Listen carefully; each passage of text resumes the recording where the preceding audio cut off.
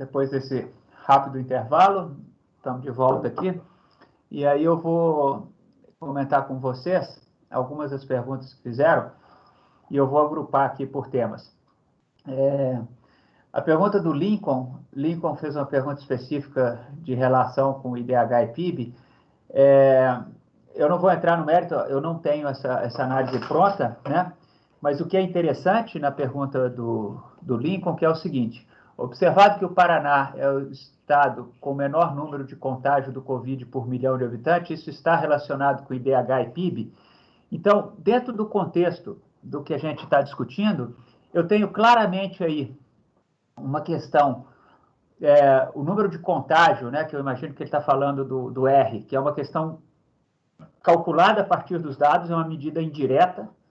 Você não mede o número de contágio, mas você calcula ele a partir de óbitos recuperados ou casos, né, dependendo das formas de cálculo, que seria, digamos, uma espécie de análogo do nosso IMC lá na nossa análise. Ele é medido a partir é uma variável criada a partir de outras. E o que a gente quer é minimamente uma análise de relação, associação disso com variáveis que têm a ver com as condições ambientais ou sociais, né? No caso IDH ou PIB. Então, esse seria o olhar do ponto de vista do que a gente está no curso, de associar uma variável quantitativa derivada, que seria o número de contágio, com outra que provavelmente viria até de outra base de dados. Eu teria que estar integrando uma base de PIB e IDH, provavelmente do IBGE, com a base do Ministério. Então, vamos ver se a gente explora um pouquinho isso no curso. Não cabe a mim fazer inferências aqui sobre isso, mas olhar tecnicamente, né, qual que é a abordagem, e fica bem colocado isso. A Silvia falou, só para confirmar, variáveis contínuas do seu gráfico de histograma, isso mesmo, e de densidade, perfeito. E para as discretas, aquele gráfico não de barras, que a Silvia achava, né, mas é aqui o gráfico, aquele que sobe uma linha vertical em cada valor para discreta. E para as qualitativas, aí a gente recomenda o gráfico de barras. Isso não é uma lei universal, isso é uma boa prática, né? É uma prática que a gente gosta de cultivar.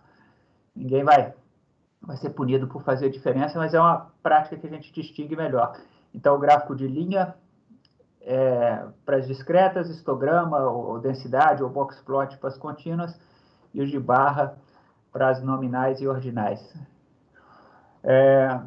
A linha Aparecida seria uma amostra considerando o Brasil, seria população considerando os estudantes de pós-graduação? Eu perguntei qual amostra que o questionário se refere. Então, essa é uma pergunta que não tem resposta simples e direta, Aline, mas é um convite à reflexão. Por exemplo, as questões de altura, peso e IMC talvez representem um universo maior, mas outras questões são mais específicas desse universo estrito de alunos que estão nesse curso superior, fazendo pós-graduação, etc. Então, essa questão de até onde você pode generalizar os dados desse conjunto de alunos vai depender até das próprias questões individualmente. Algumas delas vão ser mais generalizáveis e outras não. O João Musi, a pergunta da Jennifer seria, por exemplo, o grupo de 170 a 175 centímetros seguidos, 175 a 80. As pessoas com exatamente 175 se enquadrariam em qual grupo? Pois esse é um critério arbitrário. Obrigado por perguntar, João. Você pode incluir ele tanto no extrato superior ou quanto no extrato inferior. Tá? A gente normalmente usa notação de intervalo aberto e fechado, e o Linneu, naquele gráfico que ele solta, ele usa a notação de intervalo fechado, quer dizer que se o intervalo fechado está à direita, por exemplo, de 1,70 a 1,75, que é o colchetezinho, quer dizer que o 1,75 está nesse grupo onde está o intervalo fechado. Tá? A Aline endossou a ideia do R, e o João Almeida e o Marcelo Carlos estão fazendo informações, o Marcelo falando de disponibilização de livros da Springer gratuitamente, 5 deles têm a ver com R, se ofereceu para compartilhar, e o João Almeida, materiais de análises qualitativas a partir de softwares livres em revistas da UEPG. Nós vamos ver, então, se a gente cria uma espécie de mural para colocar essas informações, né, informações compartilhadas de interesse geral, né, informações que participantes do curso compartilham e que são de interesse geral. Então, os monitores vão tomar nota dessas questões, muito obrigado, e vão pensar ali na página do Moodle, vão ver onde que a gente coloca um mural para colocar essas informações compartilhadas. Muito obrigado a vocês.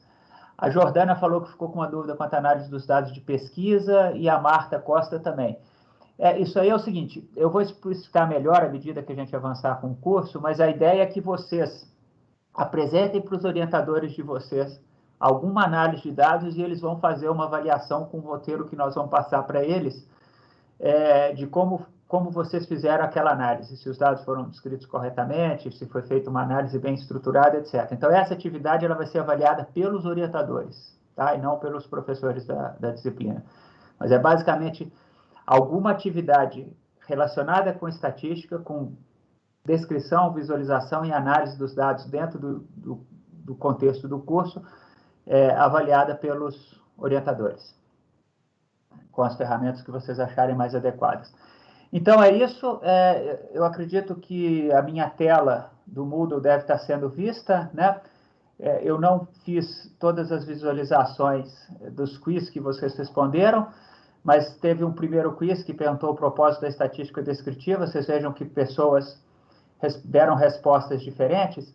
E a minha ideia com esse quiz aqui, agora vai ficar mais claro, gente, é o seguinte: vocês respondam esse quiz muitas vezes antes da gente apresentar aquele conteúdo.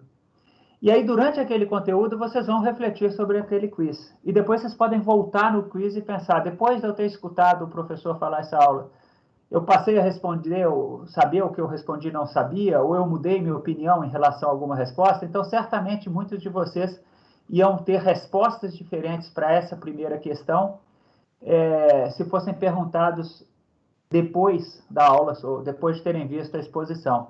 Por exemplo, a segunda, a figura mostra um histograma, gráfico de barras, nenhuma das opções, etc. Então, agora, depois do que a gente discutiu, vocês poderiam revisar essa resposta. A mesma coisa aí sobre a questão da venda dos sorvetes e a mesma questão, os gráficos adequados para o número de óbitos Covid por região do Brasil. Que gráficos vocês fariam? Olha que interessante essa quarta aqui, uma grande diversidade de respostas, né? A maioria sugeriu barras, mas outros não. Então, agora, perante o que a gente discutiu, vocês podem revisar a opinião de vocês, tá? Então, esse é o papel do quiz. Nós estamos explicitamente tentando dar uma dinâmica na sala, na aula, para que vocês tenham momentos de participação, mas também como uma ferramenta para que vocês tenham as perguntas antes de terem a apresentação do conteúdo, para já ver o conteúdo pensando naquelas perguntas. Volto a dizer, ninguém vai ser penalizado nos quiz por dar uma resposta errada. O propósito do quiz não é acertar a resposta, é chamar a atenção para o conteúdo e ver se você reformula a sua opinião a partir da apresentação do conteúdo, tá? Então, no segundo quiz, qual seria o gráfico alternativo a esse, né? Que outros gráficos, qual ou quais desses gráficos, do que foi proposto ali, embaixo, barra, setores, boxplot, diagrama de pontos, qual que seria a melhor alternativa a esse, né? E a que tipo de gráfico é esse gráfico bidimensional? Esse aqui nós ainda vamos falar mais. Esse aqui a maioria acertou aqui. E esse terceiro aqui também, que pergunta qual que é o nome desse tipo de gráfico. Então, a grande maioria já sabe do que se trata um boxplot, mas não necessariamente todo mundo. E, finalmente, uma questão aqui sobre a questão de dados categóricos, quantitativos, etc., que é a terminologia que a gente usou. Então, eu convido vocês a revisitarem as questões do quiz e ver quais seriam as opiniões de vocês em relação a isso. Eu vou passar, então, agora, pedir, eu acho que é a Larissa que faz isso, a gente passa para o meu colega Fernando Maier. Ele vai fazer uma breve introdução ao uso do R para vocês, ele que gravou os vídeos que vocês viram nas páginas, e no final ele volta para mim nos últimos 10 minutos aqui para eu encerrar com um detalhe aqui para vocês. Ok, bom, boa tarde a todos. Então, o professor Paulo, né, como ele falou, meu nome é Fernando. Eu vou dar uma pequena introdução ao uso do R para vocês. E, na verdade, a ideia é assim, vocês devem ter respondido um quiz agora, ali no Moodle. Se vocês estão vendo minha tela, Eu só vou pedir para o pessoal que está coordenando que eu não estou com acesso ao chat, também não estou conseguindo ver a minha tela. Então, qualquer coisa, pode me chamar aqui no áudio. Então, vocês devem ter respondido esse questionário ali no Moodle sobre o uso do R. Né, o professor Paulo já falou que o R vai ser um software que a gente vai usar durante a disciplina, né? Ele não necessariamente é uma coisa obrigatória, você não vai ter que usar o R necessariamente para resolver questões, esse tipo de coisa, mas em estatística hoje em dia, dificilmente a gente consegue fazer alguma coisa que não seja num software específico. Tá? E o software R ele tem uma série de vantagens, entre elas, né, a vantagem dele ser um software livre, e, portanto, todo mundo pode baixar e usar sem nenhum problema.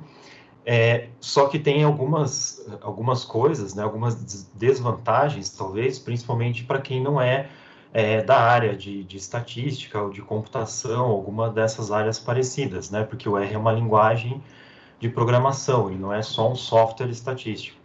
Então, você não vai usar o R como um software como o Excel, por exemplo, que você digita os dados lá dentro, clica em alguns botões e ele gera uma análise. Né? Você vai ter que importar os seus dados de uma outra forma e tem que fazer as suas análises através de linha de comando, escrevendo códigos e desenvolvendo a sua análise por ali.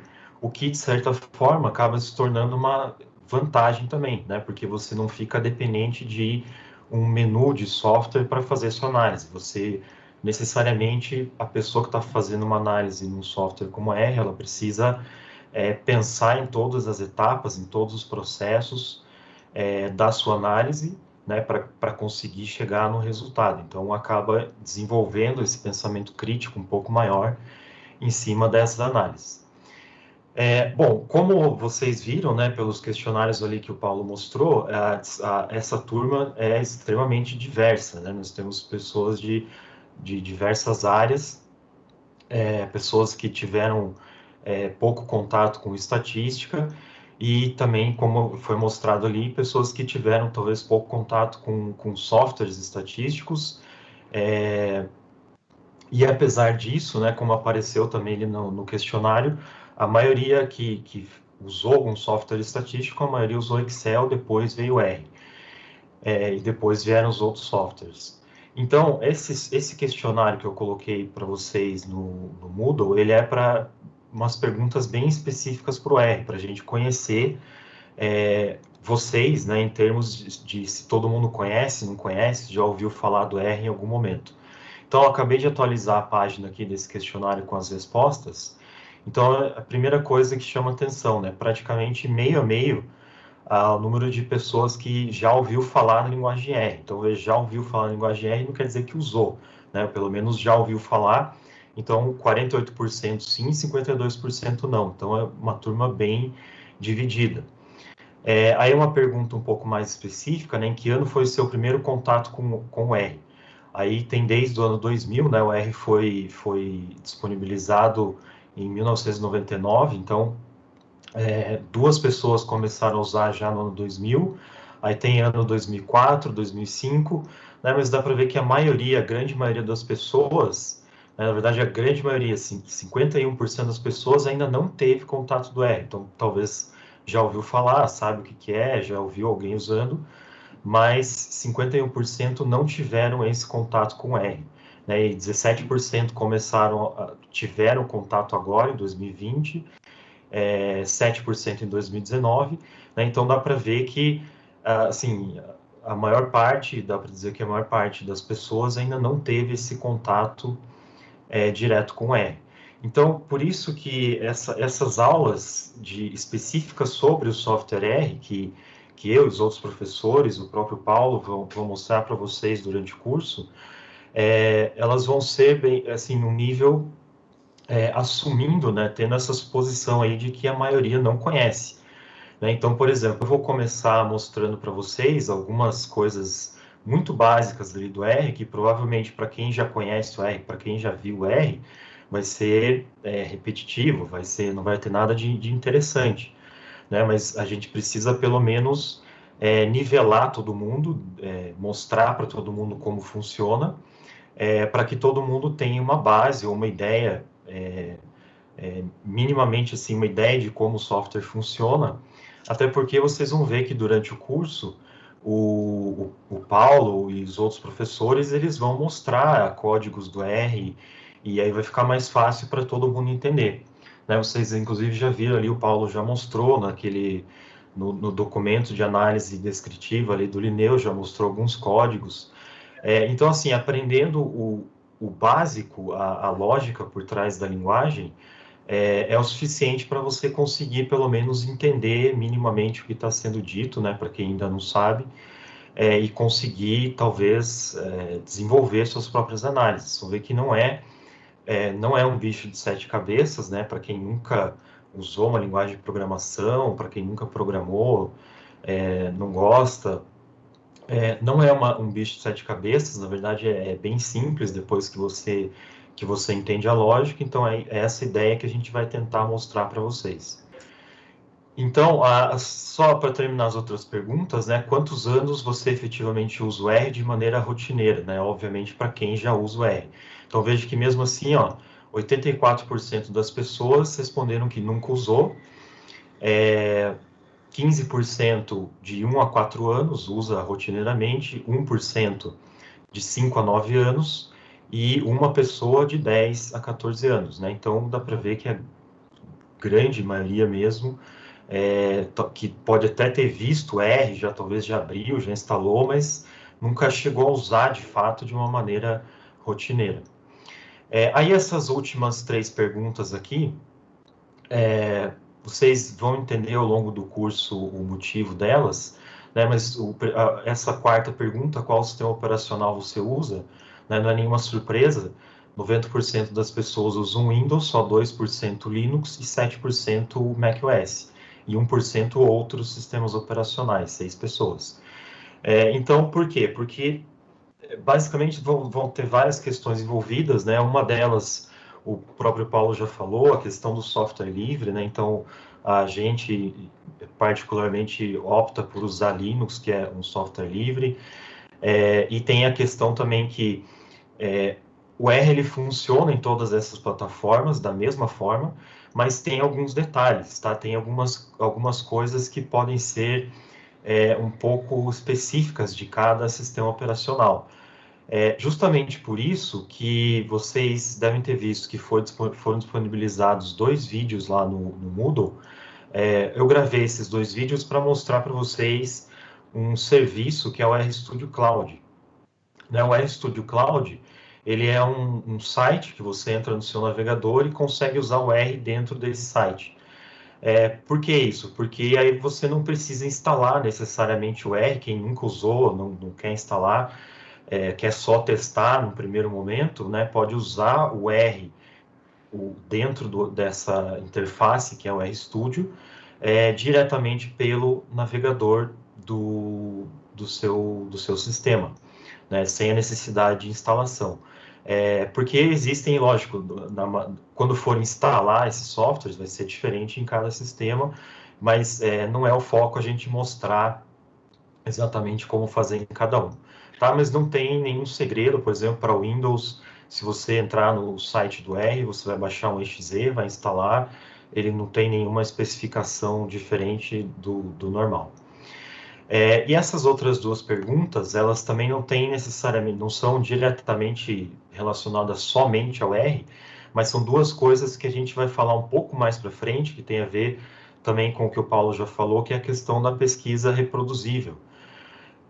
Né, você tornar reproduzível a sua análise. Então, essa pergunta número 5 é se você conhece ou já usou ou usa o R Markdown. Aí 2% responderam que conhecem e usam, 6% conhecem e nunca usaram, e a grande maioria, 92%, nunca ouviu falar. Vocês nunca ouviram falar, mas vocês acabaram de ver. Né? Por exemplo, quando o Paulo mostrou aquela análise descritiva dos gráficos que o Linneu fez, aquela página lá foi toda desenvolvida nessa ferramenta que é o R Markdown. Ou seja, é tudo escrito em R, os códigos em R, mas tem uma outra linguagem por trás, não é necessariamente uma linguagem, né, uma linguagem de marcação, que é o Markdown, onde você escreve o texto em Markdown, escreve os códigos em R no mesmo documento, entrelaçado, e você consegue gerar aquele output, como o Paulo mostrou, que já tem o texto, os gráficos, né, ele falou que o Lineu pegou os resultados, apertou um botão, o que ele fez foi compilar esse documento em R Markdown e gerou o resultado para vocês verem. Então, isso é uma coisa que vai ser mostrado mais para frente também, que é uma das grandes ferramentas, utilidades, assim, que a gente consegue usar dentro do R, porque se você sabe usar o R, o mínimo que seja, você consegue fazer relatórios daquele tipo, sem muita dificuldade. Vocês vão ver que é muito fácil conseguir fazer coisas daquele tipo, completas e talvez complexas, né? Sem precisar aprender muita coisa. E essa outra questão é se você sabe o que é o LaTeX, né? Está escrito, para quem nunca viu, pode ler como látex, mas você vê que tem até uma tipografia um pouco diferente. Eu até escrevi, não é o látex, a borracha, né, para não confundir. Mas o LaTeX se escreve látex, né, mas se fala LaTeX. Ele também é uma linguagem de marcação que serve basicamente para a mesma coisa que eu falei do R Markdown, só que ao invés de usar Markdown como texto, você vai usar o LaTeX como texto e escrever códigos R no meio. Então, essa pergunta, 9% responderam que conhece e já usam, 18% conhece e nunca usaram, e 73% nunca ouviu falar. Né, até um percentual menor, as pessoas até conhecem menos o R Markdown e mais o LaTeX, né, que também não é nenhuma surpresa, porque o LaTeX é uma ferramenta bem mais antiga do que o R Markdown. Então, isso aqui é muito importante para a gente que vai conduzir o curso, né, para ter ideia do quanto vocês já sabem sobre essas ferramentas, para a gente poder direcionar o que vai ser dito daqui para frente. Então, como eu falei, né, a maioria das pessoas talvez já tenha ouvido falar do R, mas nunca usaram de verdade. Então, a ideia nesses momentos vai ser mostrar para vocês algumas coisas bem simples sobre o R para dar pelo menos um impulso inicial. E hoje, o que eu queria mostrar para vocês também foi disponibilizado lá no Moodle, né, naqueles 2 vídeos. No segundo vídeo que foi disponibilizado, tem um link para um link para o RStudio Cloud, que se você digitar esse link, tá, eu já vou aumentar a fonte aqui do navegador, mas o link é esse daqui, rstudio.cloud/project/1286599. O primeiro vídeo, para quem não viu, para quem nunca teve acesso a isso, o primeiro vídeo eu mostro o que é o RStudio Cloud, como acessar, como criar uma conta e basicamente o que tem dentro dele. E o segundo vídeo mostra que se você pegar esse endereço que está aqui e digitar no seu navegador, tá? Inclusive tá aqui no meu já mudou o número porque eu fiz uma cópia, mas se você digitar esse link no seu navegador, vai abrir um projeto pronto que eu compartilhei com vocês, que eu criei e compartilhei com vocês, e esse projeto ele já tem um script ali dentro dele, e é esse script que a ideia era que vocês tivessem dado uma olhada nesse script antes, tentado rodar e tentado resolver algumas coisas que estavam ali. Tá? A primeira coisa importante aqui para dizer é que é o seguinte, o R e RStudio são coisas diferentes. Tá? A maioria do pessoal que começa a usar o R sempre ouve falar, a primeira coisa é RStudio.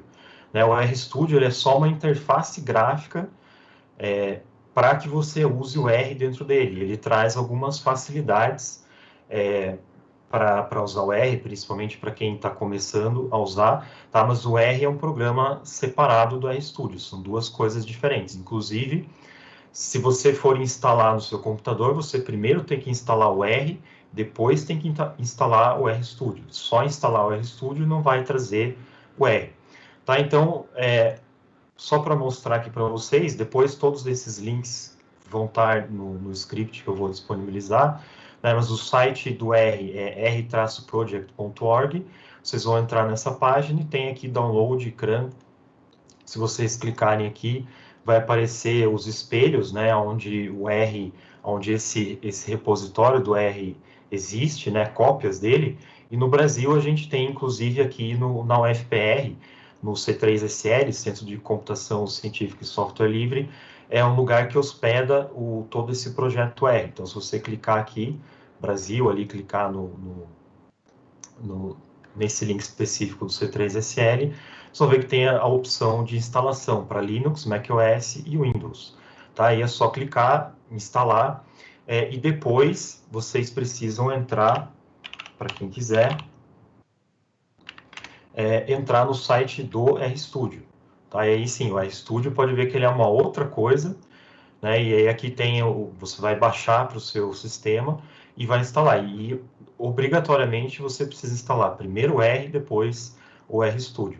Tá? Então, por exemplo, eu já tenho instalado aqui no meu computador, eu já instalei o R, depois eu instalei essa interface do RStudio. Eu posso abrir aqui a interface e mostrar para vocês. A interface do RStudio é essa daqui. Né? Então, eu estou usando ele aqui, ele está rodando no meu computador. Então, essa é uma opção para quem quer instalar e já começar a usar no seu computador. É uma forma de usar o R. E como eu falei, o que a gente vai fazer é que ao invés de você precisar instalar e se preocupar com isso no primeiro momento, o RStudio Cloud, você tem aquela interface do RStudio, como vocês estão vendo aqui, direto no navegador. Ele funciona exatamente da mesma forma como se tivesse instalado no seu computador. Então, eu já disponibilizei aquele projeto lá para vocês terem um ponto de partida. Então, esse daqui é aquele projeto, tá? Eu vou aumentar um pouco a fonte aqui do terminal.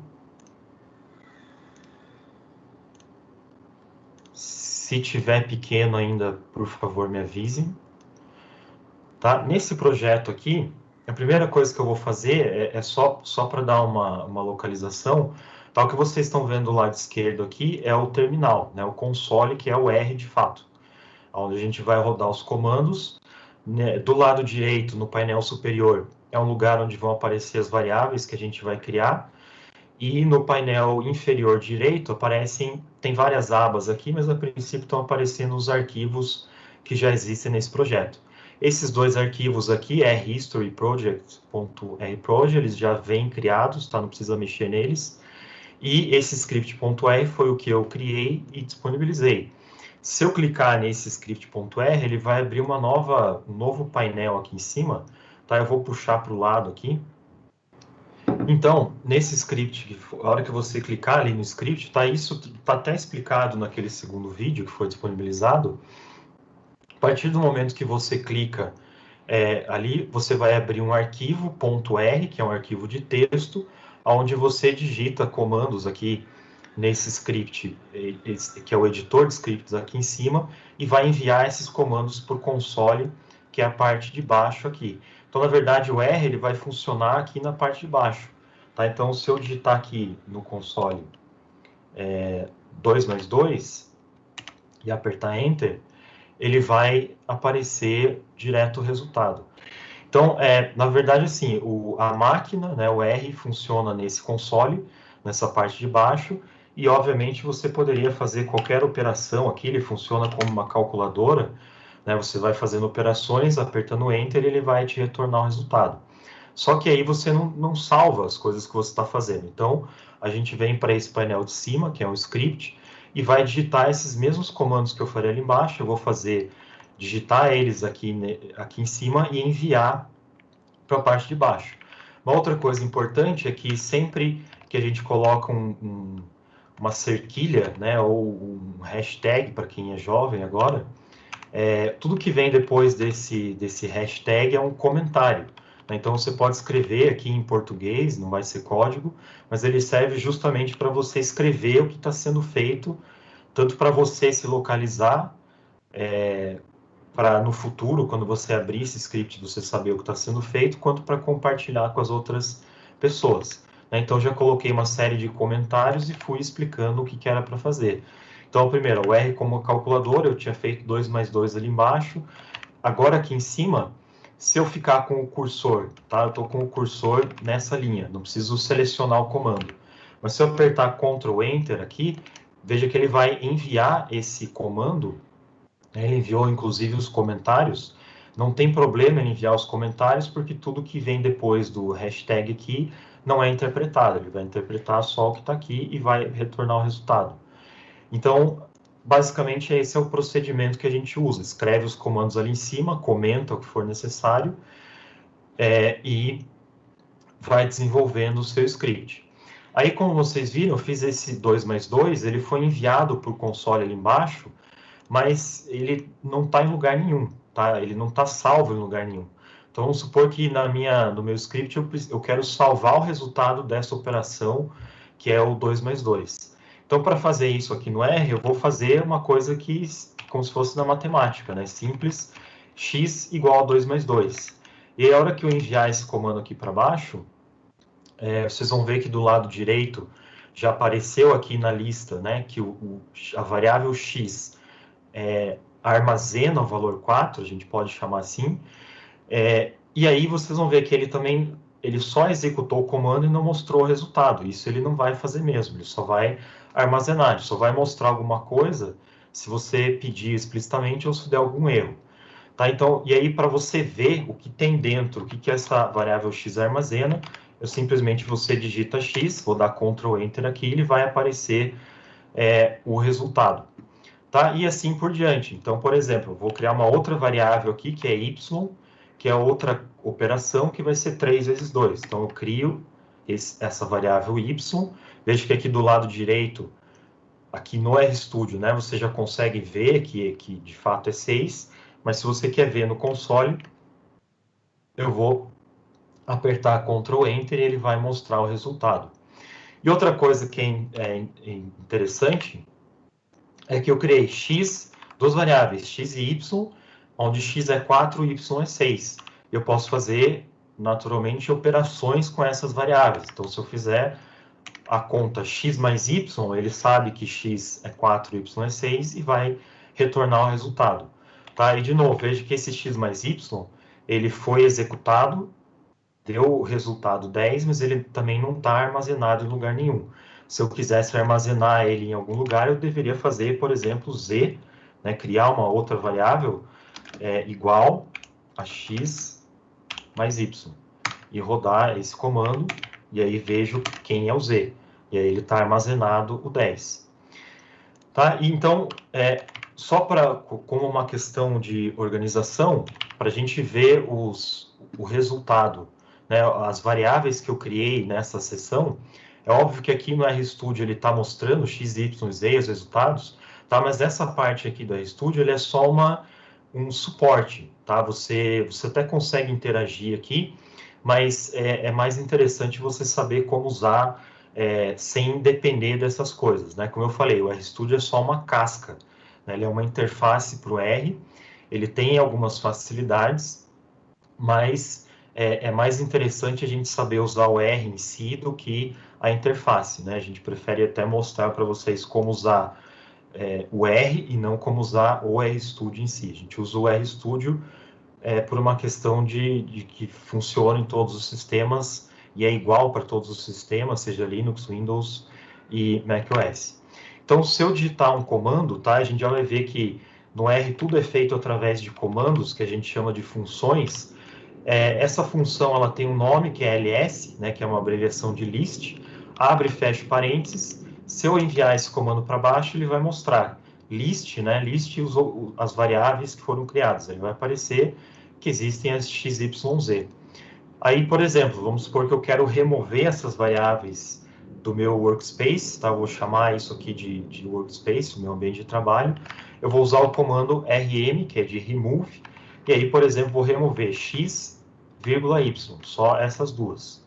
Né? Se eu olhar de novo agora a mesma função ls, ele vai aparecer que o z ainda está ali. Vamos supor que eu quero remover o z, posso usar aqui rmz. Tá? E vou dar Enter, e aí posso ver de novo o comando ls, ele vai aparecer, ó, caractere 0. Né? Não tem nenhuma variável criada no seu workspace.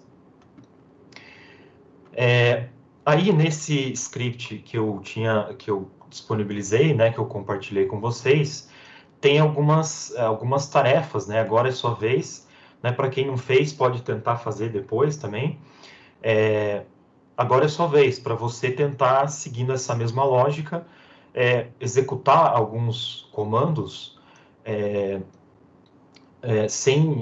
para vocês verem justamente como é fácil, né? Então, por exemplo, a primeira coisa é crie 3 variáveis, x, y e z, com os valores 5, 3 e 2. Então, naturalmente, o que eu faria era x igual a 5, na outra linha, y igual a 3, e depois z igual a 2. E aí eu preciso criar, né, essas variáveis, então eu venho aqui nessa linha, vou dar Ctrl Enter, ele vai enviar para baixo, Ctrl Enter na segunda e Ctrl Enter na terceira. Criei essas 3 variáveis. Se eu for aqui no console, eu posso digitar aqui, né, x, y, z. Se eu olhar o ls, vai mostrar que eu tenho essas 3 variáveis criadas. Aqui eu já queria mostrar uma coisa importante para vocês, que eu usei esse sinal de igual como um operador de atribuição, que a gente chama, tá? É uma forma de você dizer que x é igual a 5, que é uma forma natural de se fazer isso. No entanto, no R tem uma outra forma de se fazer essa atribuição, que vocês vão ver com bastante frequência, que é usar o operador de atribuição que não é exatamente um igual. Tá? Então, eu poderia fazer isso assim, ó, x, aí eu colocaria o sinal de menor e o sinal de menos, como se fosse uma seta, né, apontando para a esquerda. X recebe 5, y recebe 3 e z. E aí, naturalmente, a gente perderia muito tempo se eu ficasse digitando o sinal de menor e depois o sinal de menos junto. O RStudio traz um atalho. Se você apertar Alt Underline, ele automaticamente coloca essa flechinha, tá? Esse operador de atribuição. Tá? Então, eu estou aqui, Z, apertei Alt Underline, ele vai criar essa flecha, ou atribuição, e aí eu continuo executando o comando. Tá? Então, isso aqui eu vou rodar de novo, tem exatamente o mesmo papel, tá? Os dois são equivalentes. Mas, por uma questão de, vamos dizer, até histórica, a gente sempre prefere usar esse operador de atribuição ao invés do sinal de igual. Tá? No começo, o R só tinha esse operador de atribuição. Depois de alguns anos, que eles habilitaram essa opção de usar o sinal de igual para fazer atribuição. E vocês vão ver que a maioria dos códigos que a gente usa, que a gente disponibiliza, tem como atribuição usando esse símbolo que está aqui.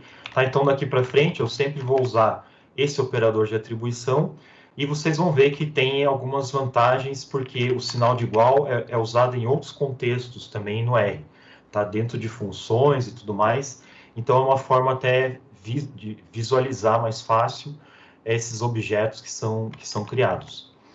Tá? A última coisa que eu poderia falar aqui para vocês é que eu fiz uma linha para cada comando. Eu poderia fazer esses 3 comandos numa única linha. Dessa forma, eu vou fazer x, alt underline 5, aí eu vou colocar ponto e vírgula, y, alt underline 3, ponto e vírgula, e z, alt underline 2. E aí eu faço tudo isso numa linha. Tá? Na verdade, qualquer comando do R, você pode fazer cada comando em uma linha separada, ou você pode colocar, assim como eu fiz, uma única linha, desde que cada comando seja separado por ponto e vírgula. Tá? Então, essas 3 formas aqui são equivalentes, são exatamente iguais de fazer a criação dessas 3 variáveis. Tá? Eu só vou fazer essa parte básica aqui, e aí eu já vou passar, eu vou deixar para o Paulo, porque ele vai mostrar uma coisa mais interessante para vocês, tá? E não se preocupem que o Paulo vai mostrar um script já bem mais complexo, com uma série de análises, mas a gente vai ver em detalhes. Provavelmente na próxima aula a gente vai ver já com bem mais detalhe esses comandos do R, algumas coisas básicas, tá? Então não precisa se preocupar, e eu vou disponibilizar um outro script também. Então aqui, para testar, né, divida x por y, então você vai fazer x dividido por y. calcule z vezes y, então z, o vezes, né, é o asterisco, é como se fosse o sinal de vezes, né, então z vezes y, e aqui está falando, calcule 2 vezes y, salvando o resultado em uma nova variável chamada w. Então, naturalmente, eu poderia fazer assim, só 2 vezes y, né, e apertar Ctrl Enter, vai aparecer 6, mas esse resultado não está salvo em nenhum lugar. Então, eu vou fazer w recebe 2 vezes y, e aí sim ver quem é esse w que eu acabei de criar, que é o 6. Tá? Então, é sempre assim, quando falar, faça um cálculo e salve o resultado em algum lugar, salve uma variável, crie uma nova variável. Tá? Eu estou falando em variável, mas o termo correto seria chamar isso de objeto. A gente vai ver mais para frente também que, na verdade, no R é mais certo a gente falar que essas variáveis são objetos, porque eles têm algumas propriedades que a gente vai ver mais para frente. Tá? Mas, por enquanto, é o mesmo conceito, vamos usar o mesmo conceito de variável na matemática, né? Que você está criando ali essas variáveis. E a última coisa aqui, ó, calcule x vezes w, que eu acabei de criar em cima, x vezes w, ele vai retornar o resultado. Então, são coisas muito simples, tá? Mas que a ideia é aquilo que a gente viu ali no quiz. Tem pessoas que nunca viram o R, nunca tiveram contato. A ideia é que essas pessoas, vendo essas coisas aqui, se sintam convidadas a testar, tá? Então, como eu falei, não precisa nem instalar o software, usa o RStudio Cloud, assistam os vídeos lá que eu coloquei, e tentem fazer, por exemplo, esse script, esse projeto já está disponibilizado, eu já fiz aqui, já resolvi essa primeira tarefa, mas tem mais uma tarefa aqui, né, que é a conversão de escalas de temperatura. Se você tem a temperatura em graus Celsius, qual que é a conta que você faz, que você usa para converter para Kelvin e para Fahrenheit. Então, aqui está tudo explicado, né, como você vai criando as variáveis, vai tentando fazer. Tem aqui o formato, ó, como que converte de graus Celsius para Kelvin. Então, você vai pegar o valor que você armazenou em graus Celsius, mais 273,15, né, isso aqui está como um comentário, então você vai tentar fazer essa operação aqui e vai, assim por diante, criando variáveis, tá, e resolvendo essas coisas que tem aqui. É só isso daqui, tá? É bem simples, pensando nas pessoas que nunca colocaram a mão numa linguagem de programação, tá? Mas a ideia é que tentem fazer, peguem esse primeiro código, que aí nas próximas aulas, provavelmente já na próxima aula, eu vou falar algumas coisas já, entrar em alguns detalhes, para que todo mundo tenha essa base mínima e necessária para que a gente possa se entender durante o curso. Tá ok? Então, essa parte aqui, aí eu posso fazer na próxima aula, tá? Resolver esse exercício aqui, eu posso deixar a resolução lá no Moodle também. E aí agora eu vejo com o Paulo.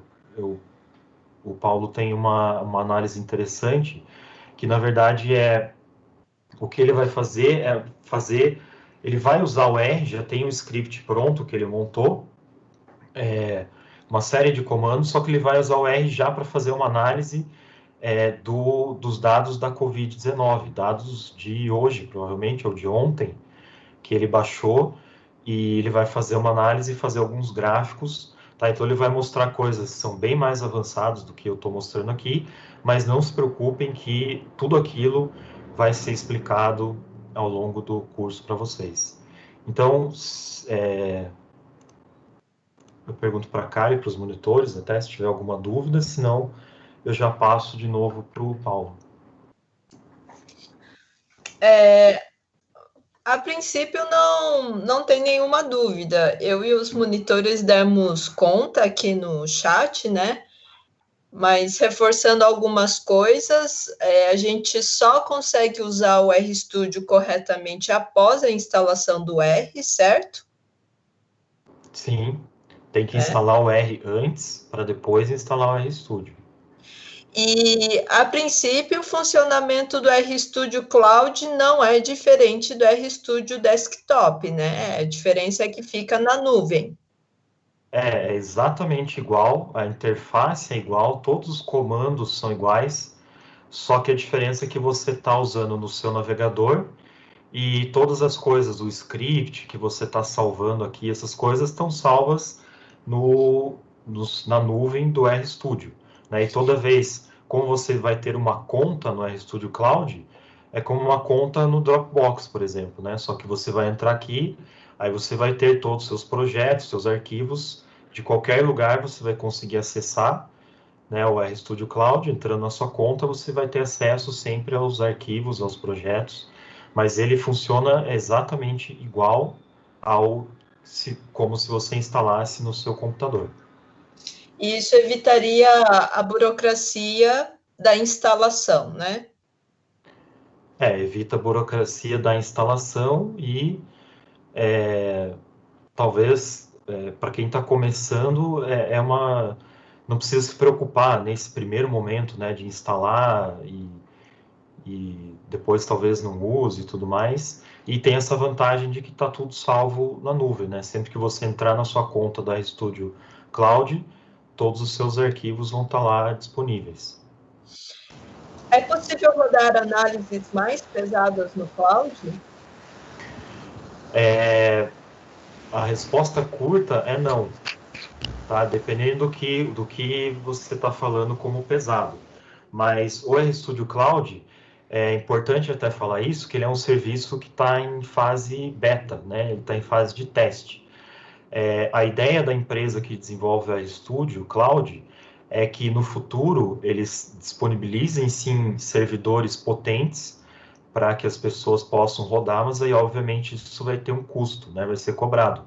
Atualmente, como ele é um serviço beta que está em teste, você tem a sua conta gratuita, você não vai pagar nada em nenhum momento para usar, mas ele tem uma limitação, tá? Ele não disponibiliza muita memória e não disponibiliza muito processamento. Inclusive, se eu clicar aqui do lado, tem aqui, deixa eu ver só um detalhe. Aqui, ó. Se eu clicar nessa rodinha e ver os recursos que eu estou usando, veja que ele está disponibilizando memória RAM 1 GB.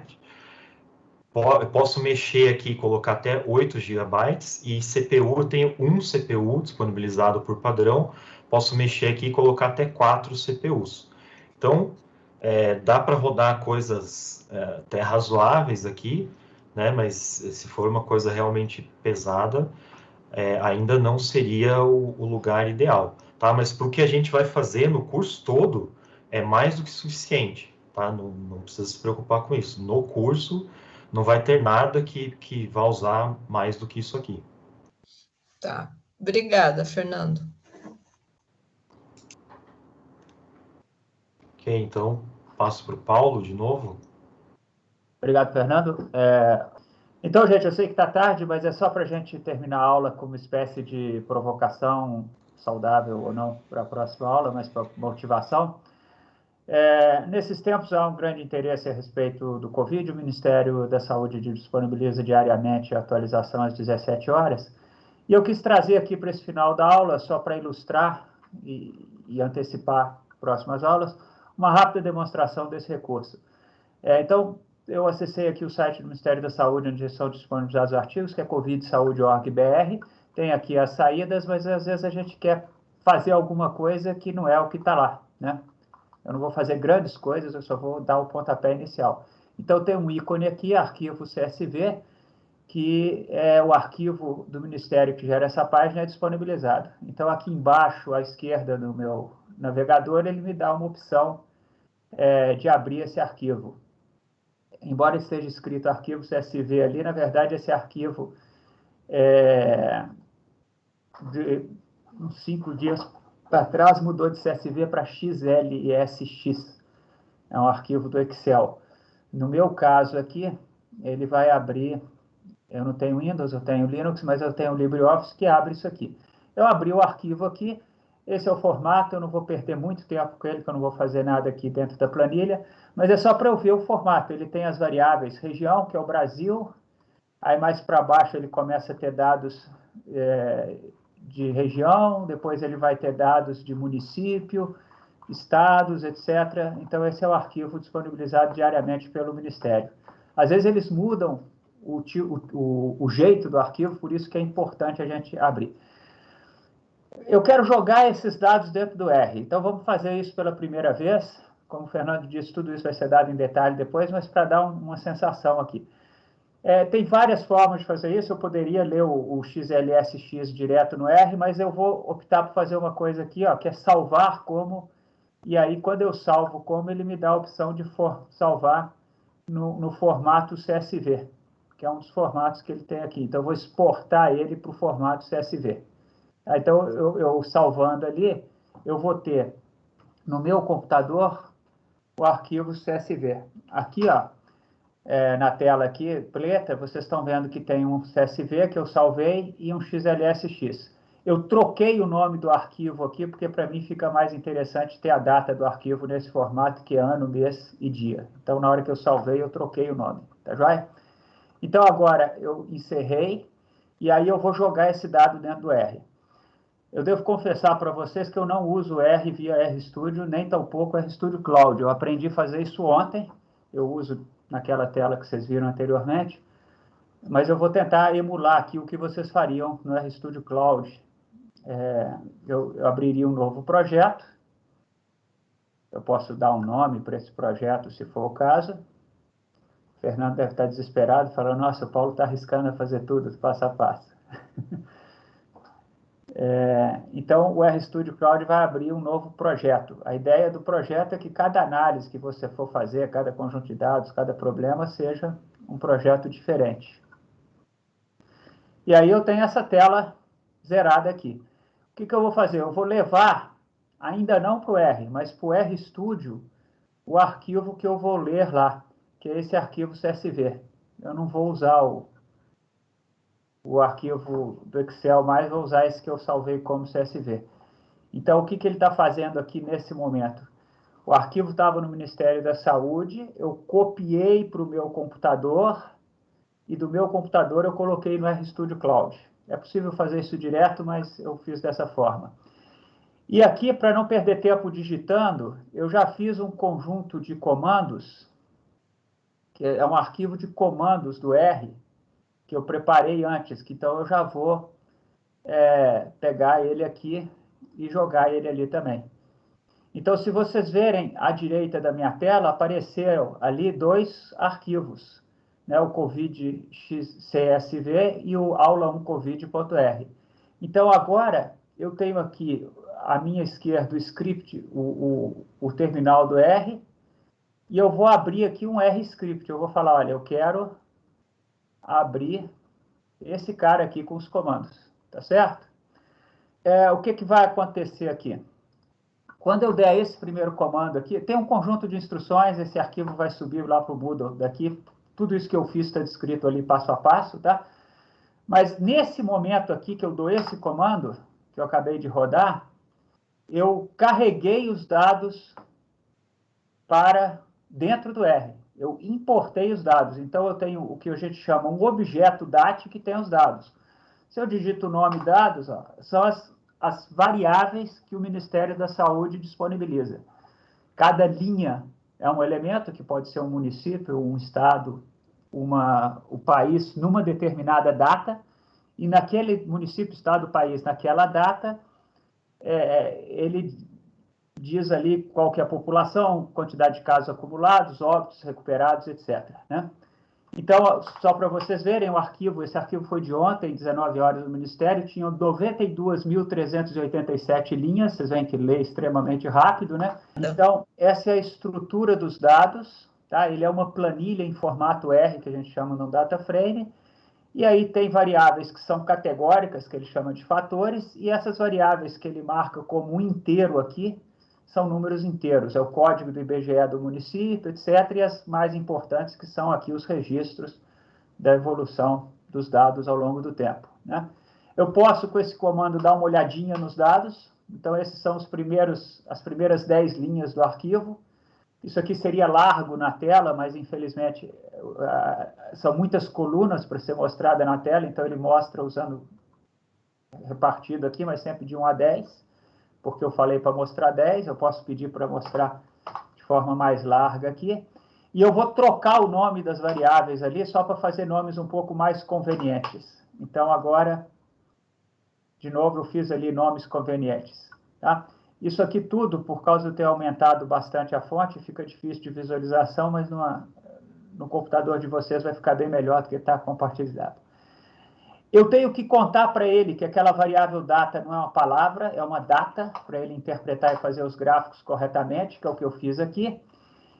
E agora, só para a nossa aula aqui, só para esse momento de hoje, eu não quero aqueles dados todos, porque eu vou fazer agora. Eu vou pegar só os dados do Brasil. Então, o que eu vou fazer?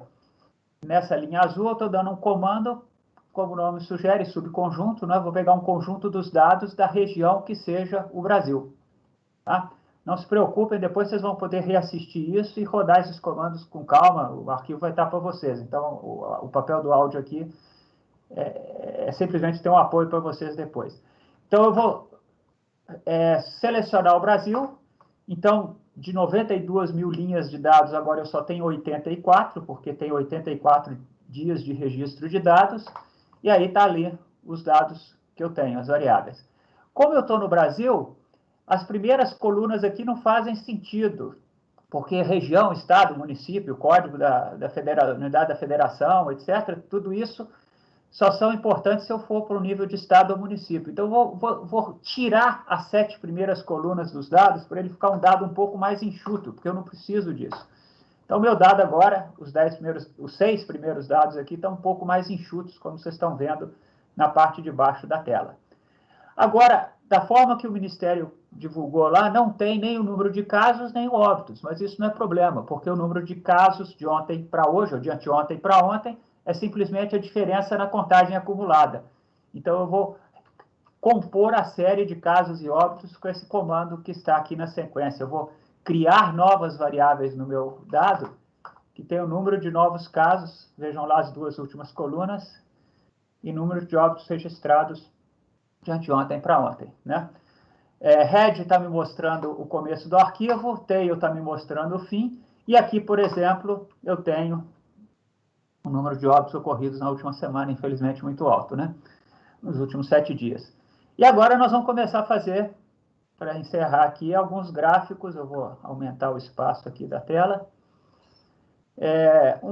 Um gráfico, por exemplo, que a gente vê muito na imprensa, aqui com uma certa visualização, eu posso colocar linhas, etc., mas é o caso, o crescimento de casos ao longo do tempo, ou o crescimento do número de óbitos ao longo do tempo.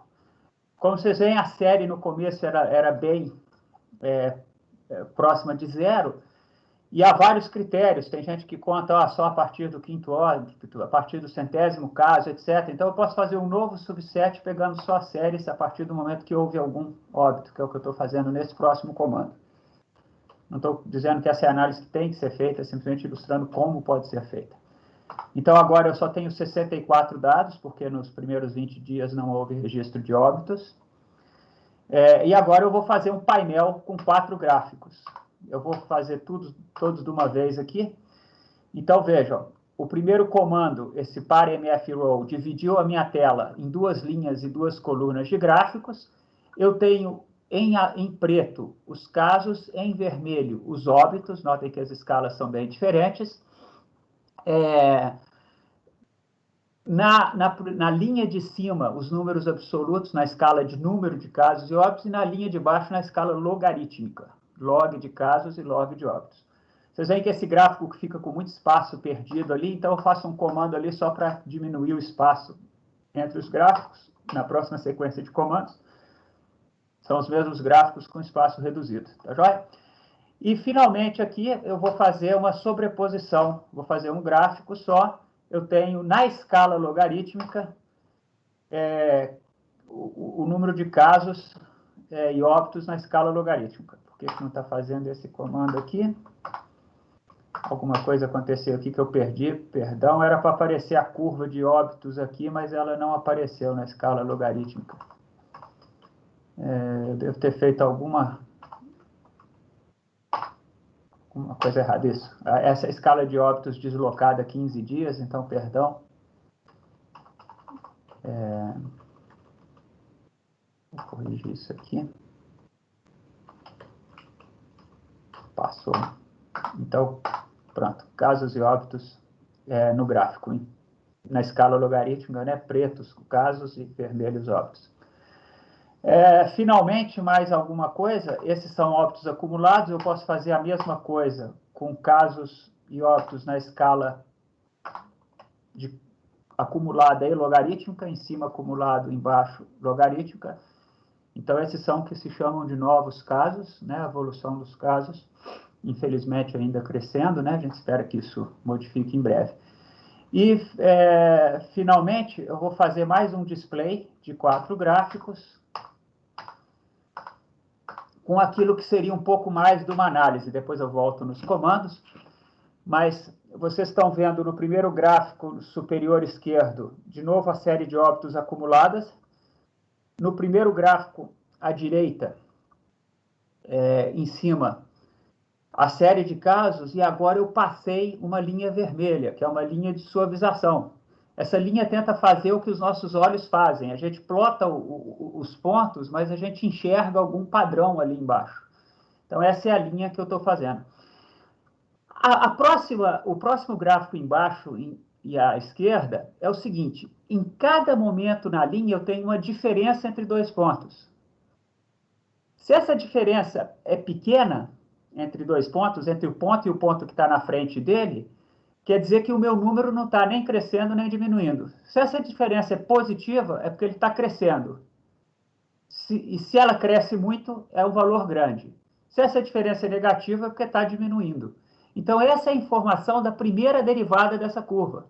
Então, a primeira derivada, como a gente aprende de física, da posição, é a velocidade. Então, esse é um gráfico da velocidade de crescimento da doença. Então, vocês veem que está tendo uma velocidade cada vez maior de crescimento, a despeito de algumas flutuações que ocorrem de tempos em tempos. E, finalmente, o último gráfico é a diferença da velocidade, é o quanto a velocidade varia, ou seja, é a diferença entre pontos consecutivos da curva da esquerda, que é a aceleração. O que a gente gostaria de ver é um padrão que a aceleração fosse zero e depois, por vezes, negativa, mas que não acelerasse também. Então, esses são gráficos de funções matemáticas, primeira e segunda derivada, que não me interessa aqui a definição disso, formal matemática, mas são gráficos que ajudam a compreender as séries, principalmente quando elas são colocadas em termos comparativos, comparando estados, regiões, países, etc. Então, são instrumentos que a gente constrói visualização no R. Esses gráficos foram todos feitos com os comandos que vão estar à disposição para vocês, e deixa eu só colocar aqui essa figura para vocês, que é um gráfico idealizado. Então, só para ajudar a interpretação desses gráficos embaixo, esses seriam formatos teóricos. Imagina que a curva de evolução dos óbitos fosse como se fosse a curva de cima aqui, ó. Então, os novos óbitos eles iam ser poucos no início, no gráfico da direita, aumentar até um ponto onde eu tenho um maior volume, que é o ponto máximo do gráfico da direita, depois começar a diminuir. E os gráficos da primeira e segunda derivada, nos comportamentos idealizados de cima, se comportariam como a gente estava vendo abaixo. Tá certo? Então, esse é o gráfico, são gráficos que eu construí também com R para ter referência, e esses gráficos eu contrasto com a evolução que a gente vê nos dados reais. De novo, dentro daquela ideia do nosso programa, do nosso triângulo lá, a questão de dado, modelo e realidade, né? Natureza, modelo e dado, e a gente tentando ver onde que essas coisas estão se compatibilizando ou não. Então, é isso, os dados vão estar à disposição. Se alguém quiser tentar experimentar, é um dado que tem uma certa, por um lado, contemporâneo, por outro lado, é uma situação difícil, essa que a gente está passando, mas, enfim, é um instrumento para vocês poderem experimentar aí com o programa R em cima de um tema de importância atual. Eu vou só reforçar a importância de fazer comandos. Vejam só, é muito fácil eu compartilhar com vocês como reproduzir isso se eu dou um gráfico com uma sequência de comandos. Se eu fosse usar um programa de clicar na tela, eu não teria como compartilhar com vocês muito facilmente que não fosse um vídeo mostrando eu clicar na tela, que seria bem mais difícil de rodar. Então, uma das coisas importantes, por mais que pareça um pouco difícil no começo, é ressaltar que ter comandos permite a reprodutibilidade e o compartilhamento, tornando o trabalho em equipe mais efetivo. Se você pode trabalhar com uma pessoa remotamente, quer mostrar para a pessoa o que você fez, você pode trocar o arquivo de comandos e trocar informação dessa maneira, que é bem mais ágil. Então, com isso, a gente termina a aula de hoje. Foi uma aula extremamente extensa. Só antes de fechar, eu quero que o pessoal me avise se tem alguma questão pendente, para que a gente possa resolver. Paulo, tenho avisos finais. Então, por favor. Tem alguma pergunta, Kali? Pergunta não. O Fernando está nos ajudando com o chat, então as perguntas já estão sendo sanadas, tá? Ótimo. Eu vou te relembrar na próxima semana, no começo da aula, para você repetir sobre as avaliações, tá bom? Mas só na próxima aula. E aí, para encerrar a aula de hoje, eu queria agradecer a paciência e compreensão de todo mundo com o dinamismo que a disciplina transversal tem. Eu sei que não é fácil, tá? E, assim, por causa desse aprendizado, nós vamos dar a presença para todos os alunos na aula de hoje. Então, as 4 chamadas, certo? A gente viu o pessoal se esforçando, alguns conseguiram responder todas, outras não, mas a gente avaliou, conversou aqui e a gente vai dar chamada para todo mundo, mas na próxima semana, na próxima aula, a gente quer a mesma dedicação de todo mundo para responder as chamadas, porque não vamos fazer isso, tá bom? E é isso. Obrigada, Paulo. Então, obrigado a todos, uma boa tarde, uma boa semana para todos e que todos fiquem bem aí nesse período.